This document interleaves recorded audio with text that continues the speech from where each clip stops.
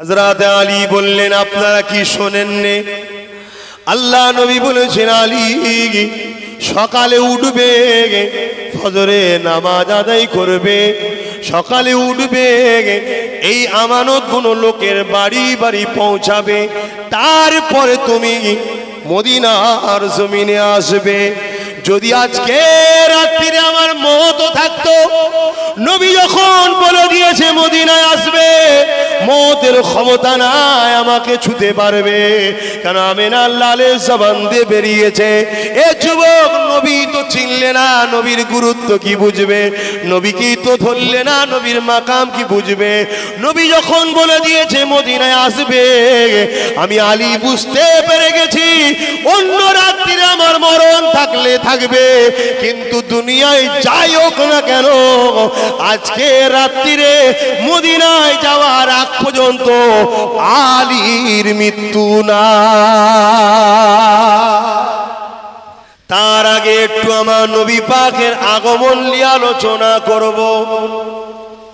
আমার নবী পাক দুনিয়ায় যখন আসবে, আমার নবী আসার আগে আমার নবীর মাকাম সম্মান আল্লাহ কতটা বাড়িয়েছে বিষয়ে একটু বলবো। আজ আমরা এত বড় একটা মাহফিল দিয়েছি, এলাকার মানুষ চাঁদা দিয়ে সবাই মিলে এখানে জড়ো হয়েছে। এই মজলিসে আমি ওয়াজ করছি, আপনারা সবাই শ্রোতা সামিন শুনতেছেন। আমার আল্লাহ তিনিও রুহের জগতে একটা মাহফিল দিয়েছিলেন। খুব ভালো করে শুনুন, আমার আপনার রূহ যে জগতে ছিল ওই জগতে আল্লাহ একটা মাহফিল দিয়েছিলেন। ওই মাহফিলের ওয়াজিন হলেন আল্লাহ, ওই মাহফিলের খিতাব করবেন হলেন আল্লাহ, ওই মাহফিলে আলোচনা করবেন হলেন আল্লাহ। আলেম ওলামারা জানে, কোরআন তার কাওয়া দিচ্ছে, ওয়াইজ আখাযাল্লাহু মিসাকান নাবিয়িনা লামা আতাইতুকুম মিন কিতাবি ওয়া হিকমা। এই আয়াত হাফেজ কোরআন জানে এবং উলামা হযরতরা জানে। ওই মজলিসে আল্লাহ শুধুমাত্র দাওয়াত দিয়েছে নবী আলাইহিস সালাম দের রূহকে, ইমাম বিয়া আলাইহিস সালাম দের রূহকে। ওই মজলিসে অন্য কোনো আম মানুষের দাওয়াত ছিল না। বুঝতে পারছেন তো? মাইকে আমার নেতার মাকামটা একটু শোনাচ্ছে আপনাকে, শুনবেন না? কি গো, শুনবেন না? দুনিয়ায় যে আসে মেম্বার হোক, স্টেজে দাঁড়িয়ে তার লিডারের কথা বলে না? বলে না? আমার লিডার এই করেছে, ওই করেছে, হ্যান করেছে, ত্যান করেছে, বলে না? বলে না? হ্যাঁ, মিথ্যা মিথ্যা বলে বলে চলে যায়, আমরা হ্যাঁ করে শুনি। আর আল্লাহ যে লিডারের আলোচনা করেছে তার কথা শুনবেন? তাহলে জানতে হবে, যদি কারো শুনতে ভালো না লাগে জানতে হবে, মডেলটা ঢোলটা রয়ে গেছে মুসলমান, ভেতরে সব চাইনা পার্টস ঢুকে গেছে, শেষ হয়ে গেছে, ওয়ান দাম নেই।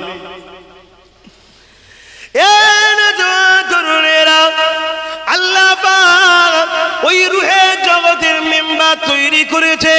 ওই মেম্বারে আল্লাহ পাক তিনি কুদরতি ভাবে উঠেছেন। আল্লাহর উঠা কুদরতি উঠি আল্লাহ পাক নবী আলাইহিস সালামের রূহ দিগকে দাওয়াত দিয়েছে। ওখানে কোনো আম মানুষের দাওয়াত ছিল না, সমস্ত নবীদের রূহ ছিল।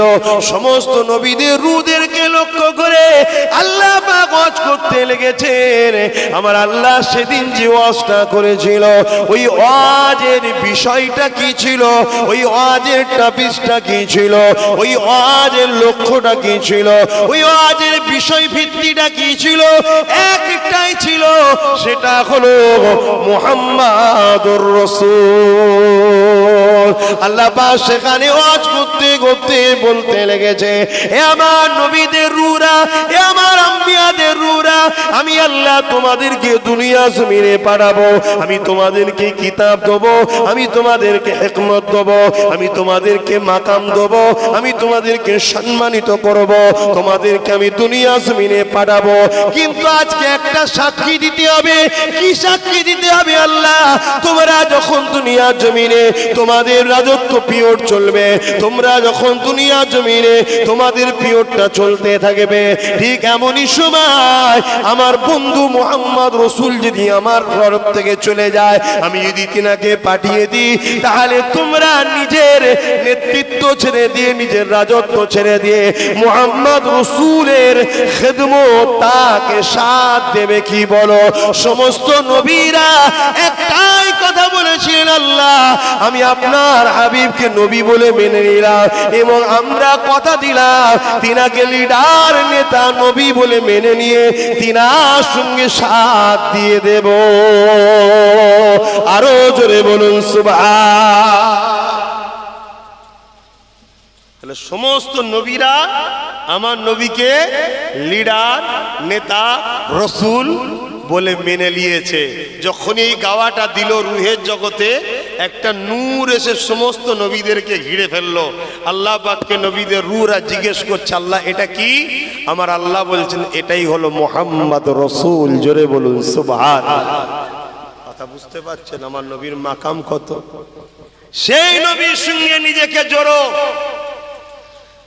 যদি নিজেকে রাসূলুল্লাহর গোলাম বানাতে পারো, তাহলে দুনিয়া আখিরাতে শান্তি পাবে, সম্মান পাবে। খুব ভালো করে এক্সাম্পল দিচ্ছি বুঝাবার জন্য, বুঝে নাও। এই ভারতবর্ষের একজন রাজা ছিল, আকবর তার নাম। শুনেছেন না শোনেননি? আকবর দ্বীনে ইলাহি বলে একটা কিতাব বার করেছিল, ইসলামের বিরুদ্ধে একটা কিতাব বার করেছিল। নামটা শুনে অজ্ঞান হওয়ার কিছু নেই, নামে কিছু যায় আসে না, কর্মটা হলো আসল ব্যাপার।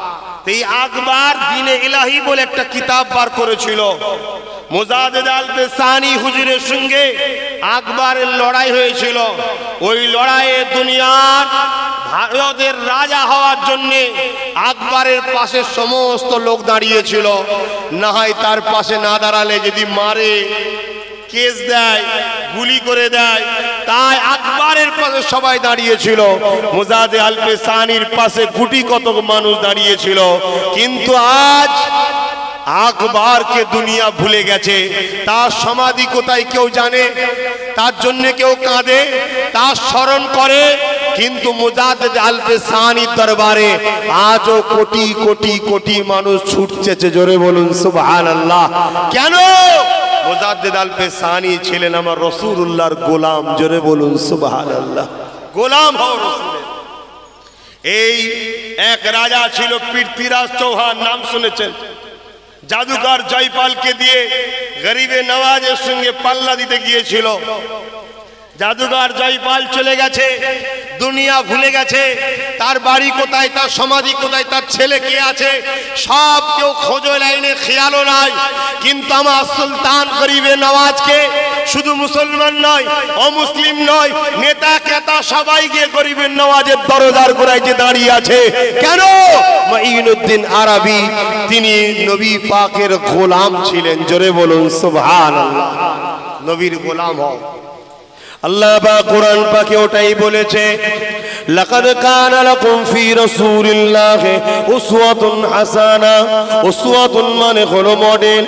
এ দুনিয়া মানুষেরা, আমি তোদের রব আল্লাহ জানিয়ে দিই, কোরআন আল্লাহ পাকের কথা তোদেরকে আমি জানিয়ে দিলাম। তোরা যদি শান্তি পেতে চাস, তোরা যদি দুনিয়া আখিরাতের সম্মান পেতে চাস, দুনিয়া আখিরাতের বাদশাহী পেতে চাস, দুনিয়া আখিরাতের ইজ্জত পেতে চাস, দুনিয়া আখিরাতের সম্মান পেতে চাস, তাহলে শুনে রেখে দে, আমার মুহাম্মদ রসুলকে মডেল হিসাবে মেনে নে। তোরা নামাজ পড়বি, আমার রসুলকে ফলো কর। রোজা রাখবি, আমার রসুলকে ফলো কর। হজ করবি, আমার নবীকে ফলো কর। দুনিয়া জমিনে তোরা মা বাপকে কিভাবে ভালোবাসবি, সম্মান করবি, আমার রসুলকে ফলো কর। কন্যার বিবাহ কিভাবে দিবি, আমার রসুলকে ফলো কর। সন্তানদের সঙ্গে কিভাবে ব্যবহার করবি, আমার রসুলকে ফলো কর।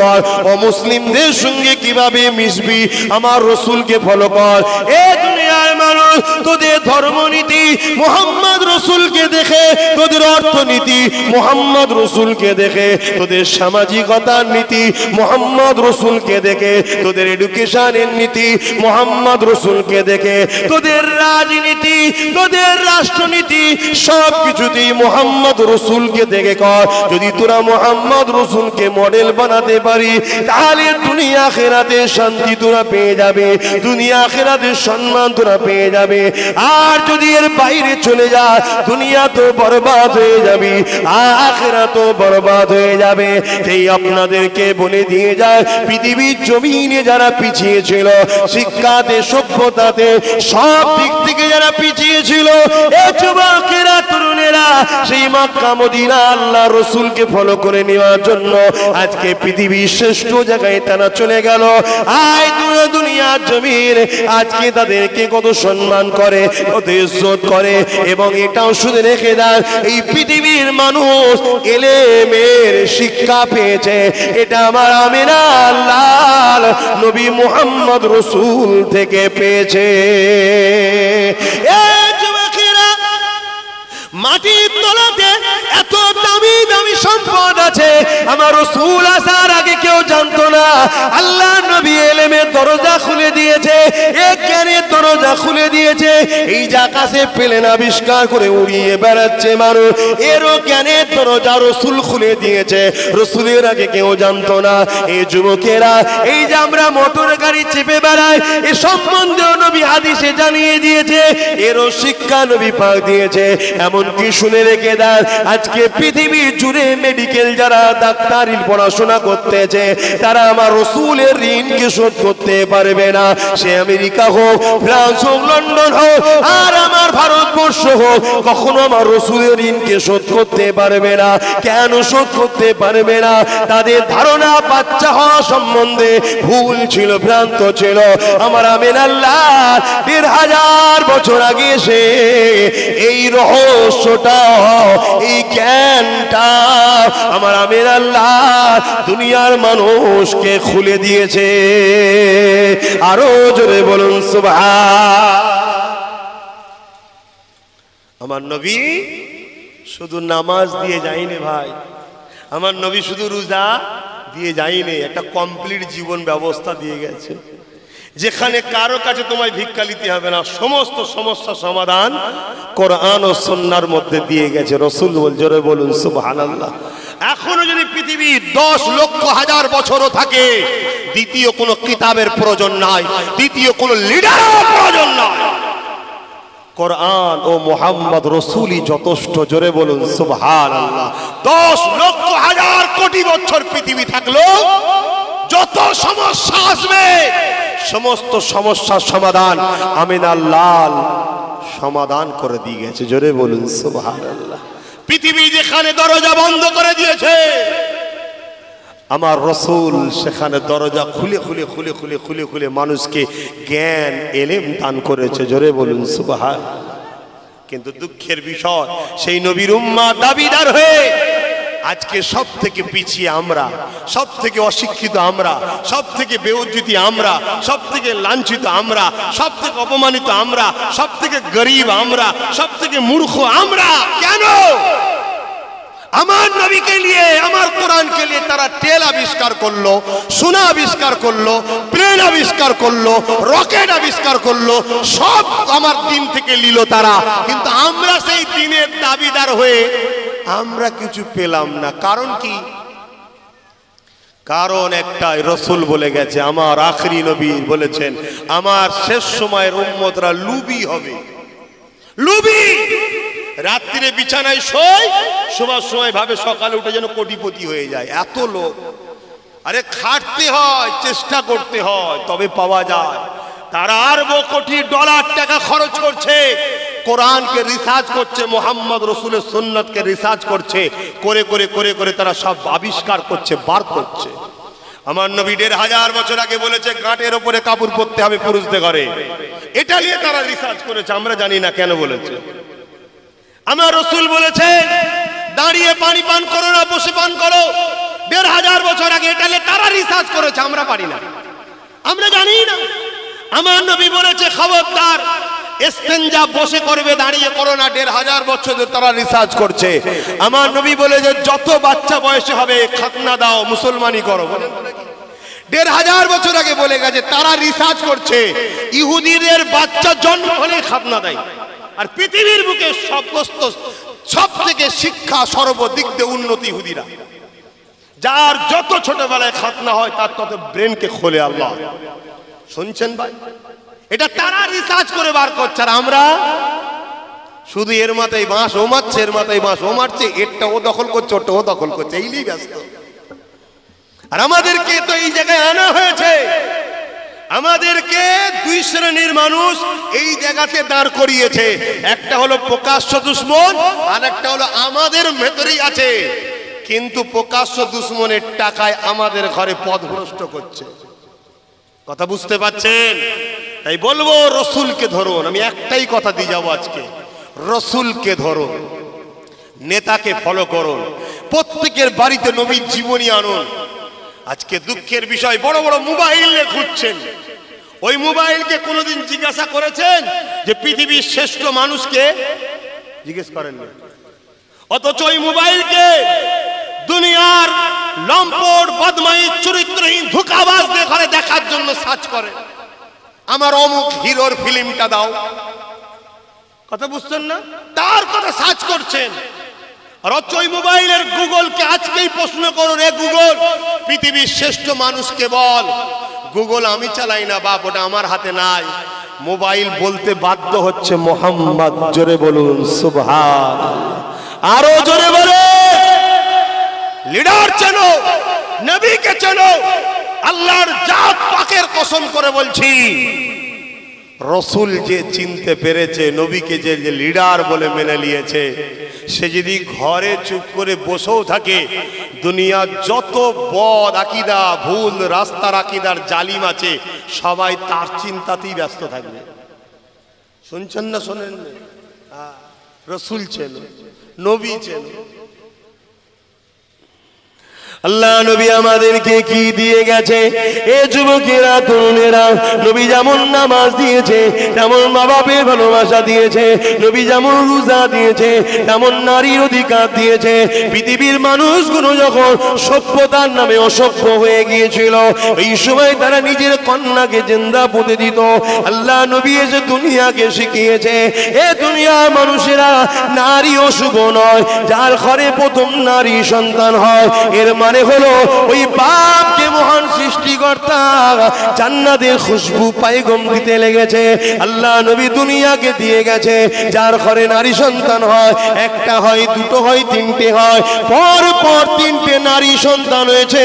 ওই বাপ তিনটে নারী পেয়ে অখুশি হয়নি, ওই বাপ তিনটে নারী পেয়ে মন খারাপ হয়নি।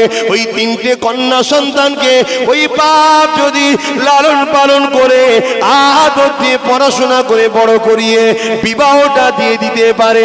শোনো, শোনো, এদিকে শোনো, এ যুবক শোনো, শোনো, আমার নেতার কথা শোনো। দুনিয়ার কোন লিডার কি করেছে জানিনি। হতে পারে আমেরিকা পরমাণু বোমা বানাতে পেরেছে, কিন্তু আমেরিকা তাদের পেটিদের ইজ্জতকে বাঁচাতে পারেনি। হতে পারে পৃথিবীতে অনেক বড় বড় মিসাইল প্লেন তৈরি করতে পেরেছে, কিন্তু তারা তাদের পেটি ও ছেলেদের সংসারে শান্তি আনতে পারেনি। কিন্তু আমার আমিন আল্লাহ এই পৃথিবীর জমিনে মানুষের হৃদয়কে কন্ট্রোল করেছে, তাদের অন্তর দখল করেছে, তাদের হৃদয়ে শান্তি ঢুকিয়ে দিয়েছে, তাদের অন্তরে শান্তি ঢুকিয়ে দিয়েছে। আজকের তারিখে পৃথিবীর জমিনে আমেরিকা বলেন, ব্রিটেন বলেন, তামাম পৃথিবীর জমিনে ক্যান্সারের থেকেও মারাত্মক একটা বিমার ঘুরে বেড়ায়। ওই বিমারটার নাম হলো ডিপ্রেশন, অর্থাৎ চিন্তা, পরিশান। এই পরিশানে লক্ষ লক্ষ ছেলে মেয়ে, জন যুবতী আত্মহত্যা করছে, গলায় দড়ি দিয়ে মারা যাচ্ছে। এর সমাধান পৃথিবী দিতে পারেনি। 1500 বছর আগে আমিন আল্লাহ তার সমাধান দিয়ে গেছে। আজ আমি আপনাদেরকে জানিয়ে দিই, এর সমাধান একটাই, ওটা হলো আল্লাহর কোরআন যত পড়বেন তত আপনার চিন্তা, ডিপ্রেশন কমে যাবে। আরো জোরে বলুন সুবহান। খেয়াল করে দেখুন, কোন তো বাড়ি এমন নেই যে বাড়িতে ঝগড়া নেই। আল্লাহ করে বরকত হয়েছে, ঝগড়া প্রত্যেক বাড়িতেই আছে। যখন ঝগড়া হয়ে যাবে উচিত তো নয়, কিন্তু দুনিয়ার পাল্লায় পড়ে গেছে, নবী তো ছেড়ে দিয়েছি তাই ঝগড়া হচ্ছে। কমসে কম মসজিদে এসে বা নিজে একটা নিরিবিলিতে কোরআনটাকে খুলে পড়তে শুরু করো। 5-10 মিনিট সময় যাবে না, চোখ দিয়ে ঝরঝর করে দেখে অটোমেটিক পানি পড়ছে, পুরো মাথা থেকে লে বুকটা পুরো হালকা হয়ে যাবে। জোরে বলুন সুবহানাল্লাহ।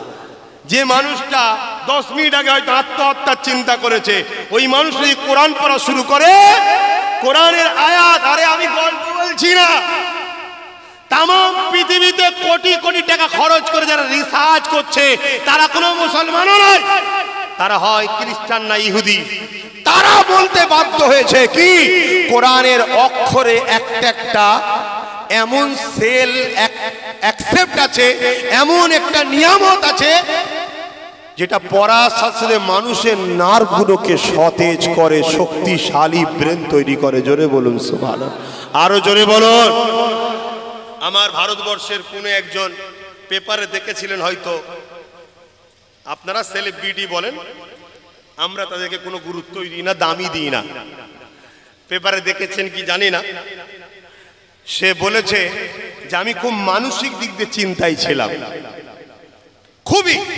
আমার এক মুসলিম বন্ধুর সঙ্গে যখন কথাটা শেয়ার করেছিলাম, সে আমাকে একটা কোরআন গিফট করেছিল।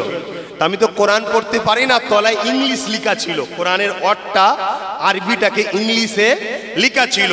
আমি ওই ইংলিশের লেখাটাই পড়তে পড়তে পড়তে পড়তে একদিন যাই, দুদিন যায়, যত পড়ি তত ভালো লাগে, যত পড়ি তত ভালো লাগে, যত পড়ি তত ভালো লাগে। আজকে 15-20 দিন হয়ে গেছে, আমার ব্রেনে চিন্তা বলে আর কিছু নাই। বলুন কোরআনের খাতিরে বলুন। হ্যাঁ, এটা কোরআনের মজেজা, যত পড়বে তত মজা লাগবে।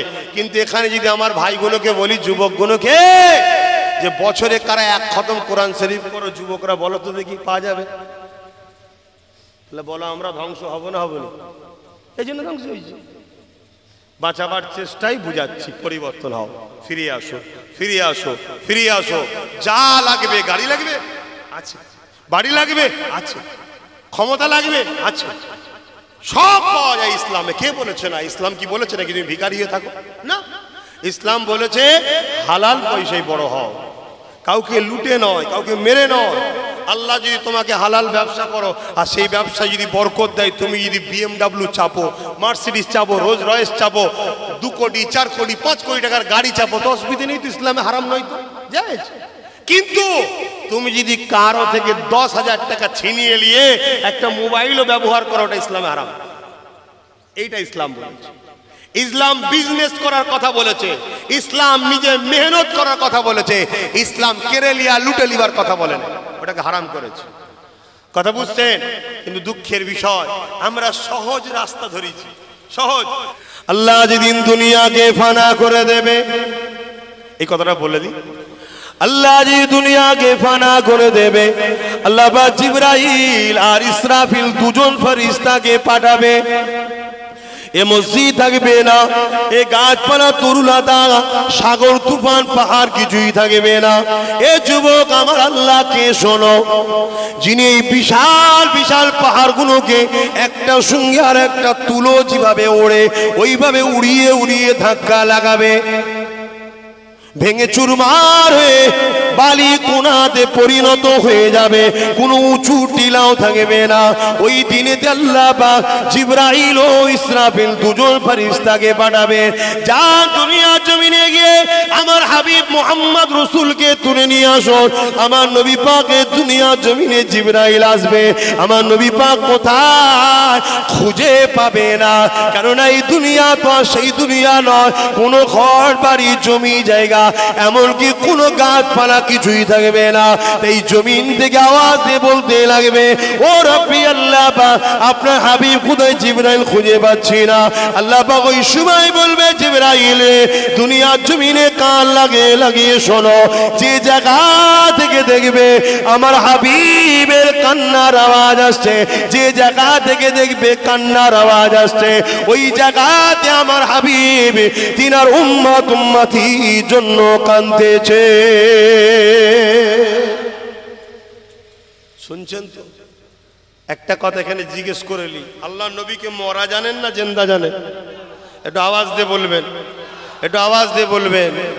হ্যাঁ, খুব ভালো করে আকীদা ঠিক করুন। আল্লাহ নবীকে মরা জানলে যদি কাবার মাথাবেও সেজদা করে মারা যায় সেও জাহান্নামী। যেটা কাবার, যেটা কি বলে, কাবারই অংশ হাতেম, হাতেমের ভেতরেও যদি কেউ নামাজ পড়ে আর কিন্তু তার আকীদা রসুল মারা গেছে, মৃত্যু হয়ে গেছে, শেষ হয়ে গেছে, তাহলে কিন্তু সে জাহান্নামী। শুনছেন, আল্লাহ নবীর ইন্তেকাল হয়েছে। ইন্তেকাল শব্দের বাংলা মানে কি? স্থান পরিবর্তন করা। স্থান পরিবর্তন করা বোঝাবার জন্য বলছি। আপনার নদিয়ার এই গ্রামের একটা ছেলে চাকরি পেয়ে গেছে আমেরিকায়, স্থান পরিবর্তন হয়েছে, চলে গেছে। কিন্তু যদি বন্ধু এখানে কেউ থাকে, মোবাইলে এখন সামনে হ্যালো দেখা যাচ্ছে না, যায়নি, এক কথা বুঝছেন না, বোঝেন না? আমার রসুল দুনিয়াবি জিন্দেগির স্থান চেঞ্জ করে আখেরাতের জিন্দেগিতে রওনা দিয়েছে। কিন্তু সেই আল্লাহ যিনি শাইউন কাদির, তিনি আমেনার লালকে কবর মোবারক, রওজা মোবারকে সশরীরে জিন্দা ও খাইয়ে থাকে। 5 ওয়াক্ত নামাজের আযান ও কবর থেকে শোনা যায়। জোরে বলুন সুবহানাল্লাহ। ইতিহাস একটা বলে যাচ্ছি, যখন এজিদ ক্ষমতার জোরে, শাসকের জোরে মদিনার উপরে সৈন্য পাঠিয়েছিল, এই একদিনে সব হয়নি রে বাবা। ওই সময় মদিনাকে 3 দিন নামাজ বন্ধ করে দিয়েছিল, ঘোড়া উট দুম্বা বেঁধে দিয়ে। ওই সময় এক সাহাবী জান বাঁচাবার জন্য আম্মাজান আয়েশা হুজুরের ঘর, যেটা সোনালী জালির ভেতরে, যেটা ওর ভেতরে গিয়ে উনি জানকে রক্ষা করার জন্য রাসূলুল্লাহর রওজা মোবারকের সাথে একদম লেফটে গিয়ে রয়ে গিয়েছিল। 3 দিন পরে আহলে সুন্নাত ওয়াল জামাতের অনুসারীরা যখন এজিদ বাহিনীকে হাঁটিয়ে দেয়, তখন তিনি বেরিয়ে বলেছিলেন, 3 দিন মদিনার নবাবিতে আজান বন্ধ ছিল, একামত বন্ধ ছিল, নামাজ বন্ধ ছিল, কিন্তু অবাক হয়ে গেলাম রাসূলুল্লাহ রওজার ভেতর থেকে ওয়াক্তে ওয়াক্তে আজান, একামত ও নামাজের আওয়াজ পাওয়া যেত। জোরে বলুন সুবহানাল্লাহ। আরো জোরে বলেন না। মরা লিডার নয় রে বাবা, যার জন্য দোনো জাহানকে আল্লাহ তৈরি করেছে, সেই নবী পাক আজও রওজা মোবারকে তোমার আমার জন্য কাঁদছে। তাই ভালোবাসি বলে বাঁচাবার চেষ্টা করছি। ফিরে আসুন, একটাই রাস্তা আছে, মোহাম্মদ রসুলকে লিডার বলে মানুন, মোহাম্মদ রসুলকে শাহিনশাহ বলে মানুন, মোহাম্মদ রসুলকে সুলতান বলে মানুন, মোহাম্মদ রসুলকে নিজের জিন্দেগির একমাত্র লক্ষ্য, একমাত্র মডেল। যতদিন বাঁচবেন বাকি জিন্দেগিটা রাসূলুল্লাহর গোলামি করে বাঁচুন, তবে আপনি দুনিয়া আখেরাতে সম্মান ও শান্তি পাবেন, নচেত নাই। আরে হতে পারে 10 তলা বাড়ি, খোঁজ নিয়ে দেখেন তার ঘরের বেটা রাত 12টায় পর নারীকে নিয়ে ঢুকছে, বাপ বলার জন্য বাপকে কোনোদিন চড় মেরে দিয়েছে, খোঁজ নিয়ে দেখি যান। হতে পারে 20টা গাড়ির মালিক, খোঁজ নিয়ে দেখেন সে বাইরে করে তার বিবি অন্য জায়গায় ঘুরতে যায়, খোঁজ নিয়ে দেখুন। শান্তি নাই, শান্তি একমাত্র আমিনার লালকে আল্লাহ দিয়ে পাঠিয়েছে। জোরে বলুন সুবহানাল্লাহ। সেখান থেকে নেন, সেখান থেকে নেন। তো ভাইরা আমার, আহা, একটা রসুলের গোলামের কথা বলছি, খুব ভালো করে শুনবেন। হযরতে মৌলা আলী রাদিয়াল্লাহু তাআলা আনহু। জোরে বলুন সুবহানাল্লাহ। নাম শুনেছেন তো? হ্যাঁ, নাম শুনেছেন তো? আল্লাহ নবী বলছেন, আলী যার মৌলা, আমি রাসূলুল্লাহ তার মৌলা। ও আমার আল্লাহ, আমি নবী যার মৌলা, আল্লাহ আপনি হয়ে যান তাদের মৌলা। অভিভাবক, এখানে মৌলা বলতে গার্জেন, অভিভাবক, ঘাবড়াবার কিছু নেই। হযরতে মাওলা আলী মাকাম আল্লাহ কতটা দিয়েছেন শুনুন। আল্লাহ নবী বললেন, আমি নবী হলাম এলেমের শহর, আলী হলো ওই শহরের দরজা। আমাকে পেতে গেলে আলীর মাধ্যম দিয়ে আসতে হবে। এই হযরতে আলী আমার রসুলকে ভালোবেসেছে, নবী পাককে ফলো করেছে, নবীর গোলামি করেছে, নবীকে পিয়ার করেছে, নবীর পিছু পিছু ঘুরেছে, নবীকে ইশক করেছে। আল্লাহ নবীকে যখন মক্কার শাসক আবু জেহেল, উতবা, সাইবা, আবু লাহাব জানে মারতে চেয়েছিল, কেন মারতে চেয়েছিল? আল্লাহ নবী সত্যর পক্ষে, আবু জেহেল মিথ্যার পক্ষে, আল্লাহ নবী গরিবের পক্ষে, আবু জেহেল গরিবকে লুটার পক্ষে, আল্লাহ নবী গরিবদের সাহায্য করার পক্ষে, আবু জেহেল গরিবদেরকে মেরে ফেলার পক্ষে। এ যুবকেরা, তাই নবী পাককে বারবার রুখতে চেয়েছিল, কোনোভাবেই যখন রুখতে পারেনি, তারা মিটিং করে নিয়ে রসুলকে মারতে চেয়েছিল। তাই নবী আমার যে ঘরে ছিল, ওই ঘরকে তারা 40 জন তরোয়াল নিয়ে ঘিরে ফেলেছিল, আমার রাসূলুল্লাহকে শহীদ করে দেবে। কিন্তু আল্লাহ যাকে হিফাজতের দায়িত্ব নিয়েছে, পৃথিবীর কোন শক্তি তাকে মিটাতে পারে না। এ যুবকেরা, তরুণেরা, তাই আমার আল্লাহ জানিয়ে দিলেন, হাবিব, ওরা আপনাকে মারার জন্য আগিয়ে আসছে, আপনি রওনা দিয়ে হিজরত করে ইয়াসরিব মদিনায় চলে যান। জানেন তো নাকি আমি যে জায়গাটা বলছি? আল্লাহ নবী হযরতে আলীকে ডাকলেন, আলী এদিকে আসেন। হযরতে আলী আসলেন, শোনো, আল্লাহর হুকুম হয়েছে, আমি চলে যাচ্ছি, আমার কাছে কিছু লোকের মাল আছে, আমানত। আমানত বোঝেন তো? তখন তো ব্যাংক ছিল না। কিছু জিনিস দামি দামি রাসূলুল্লাহর কাছে রাখতো। কারা রাখতো? যারা রসুলকে নবী বলে মানে না, কিন্তু আল আমিন বলে মানতো, অর্থাৎ মোহাম্মদ কখনো আমানত খেয়ানত করে না, খুব ভালো, তারাই রাখতো, তারাই দুশ্মনী করতো। আল্লাহ নবী বললেন, এই মালগুলো সকাল হলে অমুক অমুক অমুকের কাছে দেবে, দিয়ে তুমি মদিনা শরীফে আসবে। জোরে বলুন সুবহানাল্লাহ। আল্লাহ নবী রওনা দিলেন। অনেক বড় কথা ভাই, রাস্তায় ঘিরে ঘরে বেরোচ্ছিল, ঘিরে ছিল, কিভাবে গেছে না গেছে ওদিকে মতো যাচ্ছে না। আমি মেন জায়গাটায়, মোস্তফা জানের রহমতের গোলাম যে হবে, কাল যদি ফাঁসির অর্ডার থাকে, আগুনে শোয়াবার ব্যাপার থাকে, বা তাকে চতুর্দিকে ঘিরে ফেলে মেরে ফেলার জন্য অর্ডার থাকে, তারপরও সে নিশ্চিন্তায় ঘুমিয়ে থাকে, কোনো চিন্তাই থাকে না। জোরে বলুন সুবহানাল্লাহ। এইটা বুঝাবার জন্য এই কথাটা বলছি, শুনছেন তো? সাহাবা হুজুর, নবী পাক এবং আরো অনেকে সবাই চলে গেল। সবাই মদিনা শরীফে গিয়ে চিন্তায় আছে যে আমার ভাই আলী হয়তো আর বাঁচবে না। কেন? যে ঘরটায় সন্ত্রাসরা ঘিরেছে, ওই ঘরটা রাসূলুল্লাহর হুজরা মোবারক। যে বিছানাটায় রসুল শুতেন, ওই বিছানাতে আল্লাহর নবী হযরতে আলীকে শুইয়ে গেছে, এবং নবীর চাদর হযরতে আলী ঢেকে শুয়ে আছে। তাহলে যদি বেরোই বা ঢোকে, রসুল মনে করে, বুঝতে পারছেন তো, এইরকম একটা বিছানা, এবং হযরতে আলী সব জানে। তাই সাহাবারা ভাবছেন আর বাঁচার উপায় নাই। কিন্তু পরের দিন যখন সকালে মদিনায় পৌঁছালো, সাহাবা হুজুররা সব ধরেছে, ধরে বলছে, ভাই আলী, কাল রাতটা তোমার কেমন কেটেছে? স্বাভাবিক জানার বিষয়, ভয়ে ভয়ে কাটার কথা সবার। কি? কেন? ওই বিছানাটা রসুলের, আর রসুলকে মারতে এসেছে তৎকালীন সন্ত্রাস, আবু জেহেল, উতবা, সাইবা, পাওয়ার ক্ষমতার জোর, কথা বুঝছেন? এবং বিছানাটা রসুলের, চাদরটা ঢেকে আছে পুরো মুড়ি দিয়ে, ওটাও রাসূলুল্লাহর চাদর। তাই সাহাবারা জানতে চাইছে, হযরতে আলী বলেছিলেন, সেই প্রভুর শপথ করে বলছি, যার কুদরতি হাতে আলীর জান আছে, আমার জ্ঞান হওয়া থেকে নিয়ে আজকের দিন পর্যন্ত কালকের রাতের মতো নিশ্চিন্তার ঘুম আলীর কোনোদিন হয়নি। জোরে বলুন সুবহানাল্লাহ। আরো জোরে বলেন, আরো খুশিতে বলুন, নারী দিবে। সাহাবারা জিজ্ঞেস করলেন, ভাই কেন? হযরতে আলী বললেন, আপনারা কি শোনেননি? আল্লাহ নবী বলেছেন, আলী সকালে উঠবে, ফজরে নামাজ আদায় করবে, সকালে উঠবে, এই আমানতগুলো লোকের বাড়ি বাড়ি পৌঁছাবে, তারপরে তুমি মদিনার জমিনে আসবে। যদি আজকে রাত্রিরে আমার মত থাকতো, নবী যখন বলে দিয়েছে মদিনায় আসবে, মতের ক্ষমতা নাই আমাকে ছুতে পারবে, কারণ আমিনার লালের জবান দিয়ে বেরিয়েছে। এ যুবক, নবী তো চিনলে না, নবীর গুরুত্ব কি বুঝবে? নবীকেই তো ধরলে না, নবীর মাকাম কি বুঝবে?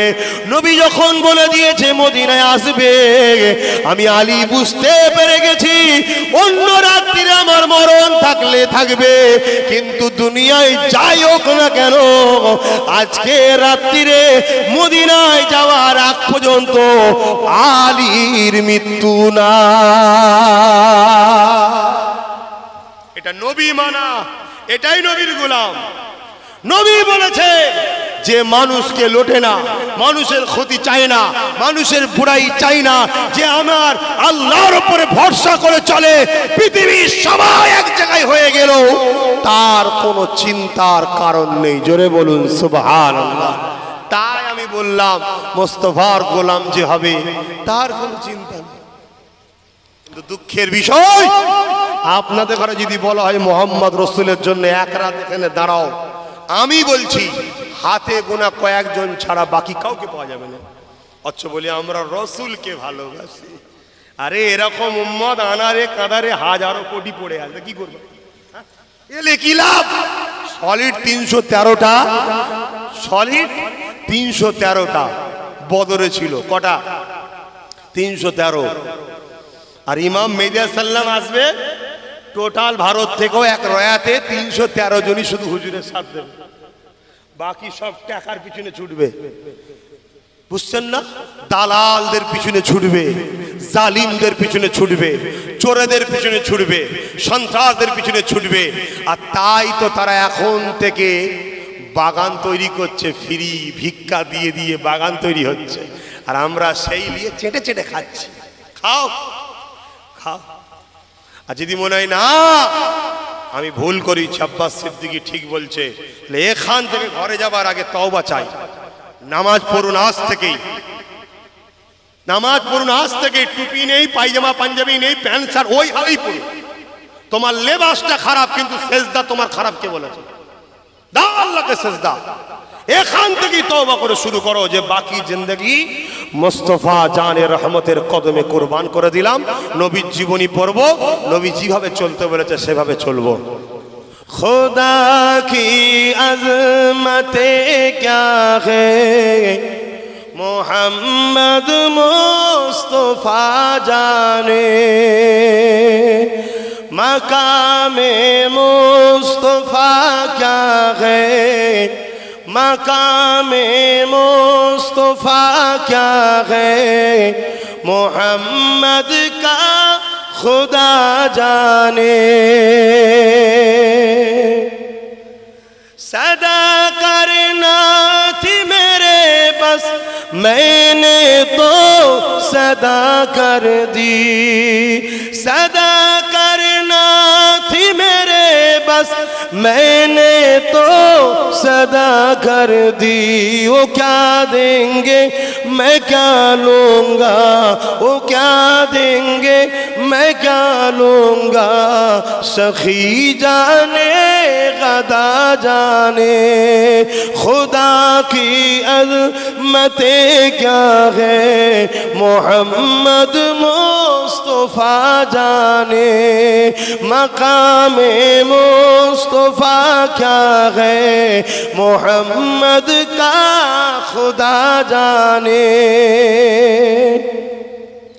कहा जिब्रील ले सिदरा तलक मेरी रसाई थी, कहा जिब्रील ले सिदरा तलक मेरी रसाई थी, है यहाँ से कितनी मंजिल आगे, है यहाँ से कितनी मंजिल आगे, नबी जाने खुदा जाने। বলুন না সুবহানাল্লাহ। বুঝতে পারছেন না? সিদরাতুল মুনতাহা জিবরাইল সাল্লাম বলছে এখান থেকে আরো আগে আল্লাহর আরশ কত মঞ্জিল আছে আমি জানি না, আল্লাহ জানে আর নবী জানে। জোরে বলুন সুবহানাল্লাহ। তাই তো একদিন জিবরাইল আয়াত নিয়ে এসেছে আমার রাসূলের কাছে, ওহী কালামুল্লাহ। এসে বলছে হুজুর পড়েন। আল্লাহ নবী বলছেন কি পড়বো? বলেন আলিফ। আল্লাহ নবী বলছে বুঝতে পেরেছি বলো। লাম। আল্লাহ নবী বলছে বুঝতে পেরেছি বলো। মিম। নবী বলছে বুঝতে পেরেছি বলো।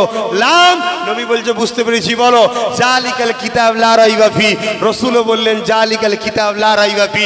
জিবরিল জানতে চাইছে হুজুর ব্যাপারটা কি? আলিফ লাম মিম যখন বললাম আপনি বললেন বুঝতে পেরেছি, আগে চলো বলো।